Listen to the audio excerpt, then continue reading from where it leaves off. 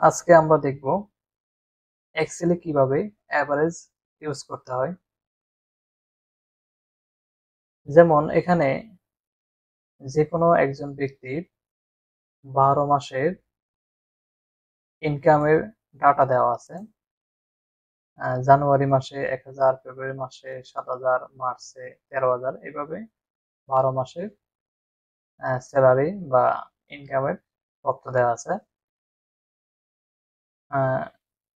কোনো ব্যক্তি এই 12 মাসের অ্যাভারেজে গড়ে কত টাকা ইনকাম করছে সেটা কিভাবে বের করব। এটা বের করার জন্য আমাদেরকে অ্যাভারেজের ফর্মুলা ইউজ করতে হবে। যেমন ইকুয়াল অ্যাভারেজ লেখার পর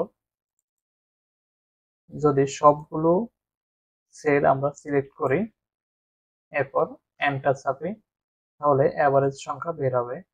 মানে এই 12 মাসে সে অ্যাভারেজে 9583 টাকা ইনকাম করছে।